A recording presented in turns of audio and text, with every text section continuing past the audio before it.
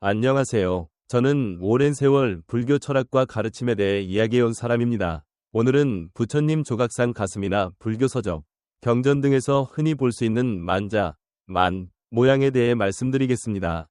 사실 이 만자는 여러 문화권에서 예로부터 길상과 행복을 상징하는 아주 오래된 표시이기도 합니다. 부처님 가슴 가운데나 불교 경전, 그리고 여러 표식에서 볼 수 있는 이 만자는 보통 사람들에게 조금 낯설거나 혼란스럽게 여겨질 수 있습니다. 하지만 이 만자는 세계 곳곳의 문화와 전통에서 예로부터 길상과 복덕을 나타내는 중요한 표시로 쓰여왔습니다. 이 이야기를 본격적으로 시작하기 전에 예전에 레도 수이응엄이라는 이름으로 알려진 분의 관점을 통해 살펴보겠습니다. 먼저 불교에서 말하는 만자는 대략 기원전 8세기쯤 처음 등장했다고 전해집니다. 버머에서는 스와스티카라는 말로 부르는데 이는 좋고 상서로운 구름이나 순조로운 바람과 같은 좋은 조짐을 뜻한다고 합니다. 일본의 한 연구에 따르면 만자는 사실 글자가 아니라 단순한 기호로 봐야 한다고 합니다. 인도 문화권에서는 만자가 왼쪽으로 돌면 남성신, 오른쪽으로 돌면 여성신을 상징한다는 해석이 있지만 불교 전통에서는 만자가 시계 방향, 즉 오른쪽으로 도는 형태를 기본으로 삼습니다. 불교에서는 만자가 부처님의 32가지 좋은 상 중 하나로 나타나는데 특히 부처님의 가슴 한가운데에 있는 것으로 전해집니다. 이는 부처님의 완전한 깨달음을 뜻하고 가슴 한복판에 자리한 것은 양극단에 치우치지 않는 중도적 가르침을 상징합니다. 실제로 세상에는 만자를 쓰는 방식이 두 종류 있다고 하는데 겉보기에는 어린이 장난북처럼 보이지만 자세히 보면 밖에서 안쪽을 향해 시계 방향으로 도는지 아니면 반대 방향인지로 나뉩니다. 어떤 이들은 이를 A형, 또 어떤 이들은 B형이라고 부르는데 A형은 지구가 태양 주위를 도는 방향처럼 자연스러운 시계 방향 회전을, B형은 오행으로 보면 상생의 흐름을 따른다고 설명하기도 합니다. 어떤 경전에서는 만자가 부처님의 32상 중 하나라고 하면서 가슴에 나타난다고 하고 또 다른 경전에서는 80가지 좋은 상 중 하나라고 해서 부처님이 지닌 무량한 공덕을 상징한다고 말합니다. 바로 그 무한한 깨달음과 공덕이 가슴 한복판에서 나타나는 것이죠. 중도란 양극단에 치우치지 않고 모든 대립을 넘어서는 것을 뜻하듯 만자가 그 중심을 차지한다는 해석입니다. 게다가 부처님의 머리카락, 손바닥, 발바닥에 만자가 나타나는 장면도 종종 묘사됩니다.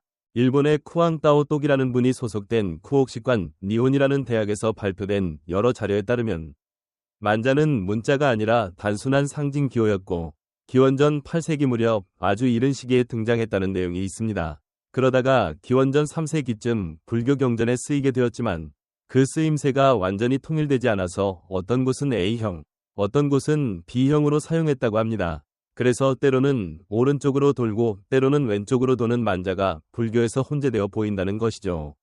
그 때문에 불교의 만자는 반드시 이 방향이어야 맞고 다른 방향이면 틀리다 라고 주장하는 이들도 생겨났는데 실제로 어느 쪽이든 절대적으로 옳다거나 그러다고 보기엔 근거가 부족합니다. 실제로 예전부터 많은 불교 연구자가 만자의 방향을 두고 의견이 갈렸습니다. 어떤 이들은 부처님 조각상이나 경전에서 부처님 가슴에 나타난 표식이 A형으로 돌아가는 것이 진정한 길상이라고 주장하고 또 다른 이들은 오히려 B형이야말로 인도 고대 전승에서 비롯된 진정한 길상이라고 이야기합니다. 그러나 양측 모두 확실히 서로를 납득시킬 근거가 부족해서 어떤 방향이 맞고 어떤 방향이 틀리다고 단정짓기 어렵다는 결론에 이릅니다. 한편 불교 한비의 사전이나 위키백과 등에서도 만자는 부처님 32가지 좋은 상 가운데 하나로서 가슴에 나타난다고 소개하고 방향은 왼쪽이든 오른쪽이든 크게 문제되지 않는다고 설명합니다. 어떤 분들은 시계 방향이 부처님을 오른쪽으로 돌며 예경하는 모습과 일치하니 그쪽이 옳다고 주장하고 또 다른 분들은 반대 방향 역시 좋은 뜻이 있다고 합니다. 결국 만자가 어떤 방향으로 돌아야 진짜인가? 라는 질문에 대한 명확한 합의 없이 각자의 해석과 근거로 논쟁이 이어져 온 셈입니다. 이 논쟁을 이해하려면 만자가 궁극적으로 상징하는 진리 또는 깨달음이 본래 하나임을 기억해야 합니다. 다만 우리가 어느 위치에서 어떤 관점으로 보느냐에 따라 그 모습이 달리 보일 뿐입니다. 여러 시선과 설명을 다 합쳐보면 그 전체 모습에 조금 더 가깝게 다가갈 수 있다는 것이죠.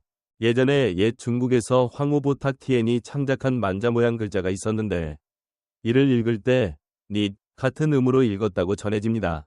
그러나 이 기호는 그저 해나 밝음을 상징하는 것이었고 왼쪽으로 돌아가는 모양이었다고 합니다. 또 서양에도 2차 대전 이전까지는 만자를 길상으로 여긴 지역이 많았습니다.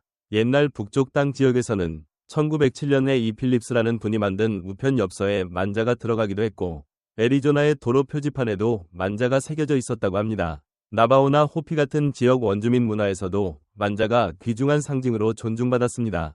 이처럼 만자가 어느 쪽으로 돌아가느냐에 따라 우리의 공덕이 사라지거나 훼손된다고 생각할 필요는 없습니다. 우리의 공덕은 결국 행동과 마음에 의해 결정되는 것이지 밖에 있는 어떤 기호가 바뀐다고 해서 소멸되지는 않습니다. 그보다는 우리가 서로 다투지 않고 마음을 고요히 하며 선한 행동을 쌓아가는데 힘쓰는 것이 훨씬 더 중요합니다. 그럼에도 불교계에서는 만자의 표기를 통일할 필요가 있다는 주장도 존재합니다. 여러 사찰이나 불상에서 만자가 제각각으로 표현되어 오해나 혼란을 불러일으킬 수 있기 때문입니다. 특히 어떤 만자 형태가 2차 대전 당시 히틀러와 결부된 이미지로 오해될 수도 있으니 조심스럽게 접근해야 한다고들 합니다. 그래서 많은 분들이 불교에서는 B형 만자로 통일하자 라고 제안하기도 합니다. 이렇게 하면 불교 관련 책, 신문, 사진이나 불상 조각 등에 표현되는 만자 방향이 한결같아서 오해를 줄일 수 있다는 것이죠. 그리고 한편으로는 만자 뒤에 배경이 비어있지 않게 무언가를 두어 보는 이가 뒤에서 거꾸로 볼 때 생길 수 있는 오해까지 막자는 의견도 있습니다. 정리하자면 만자가 어떤 방향이든 본래 그것이 갖는 깨달음과 공덕의 의미에는 차이가 없습니다. 다만 교단이나 사찰, 다양한 불교 문화권에서 통일된 상징 표기를 택한다면 더 명료하고 순수한 이미지를 전할 수 있을 것입니다. 그리고 만자 자체가 중요한 게 아니라 그 뜻인 길상과 복덕, 완전한 깨달음을 지향하는 우리의 마음가짐이 더 중요하다는 점, 이 말씀을 꼭 드리고 싶습니다. 감사합니다. 오늘 영상이 도움이 되셨다면 구독과 좋아요 부탁드립니다. 끝까지 경청해 주셔서 감사합니다.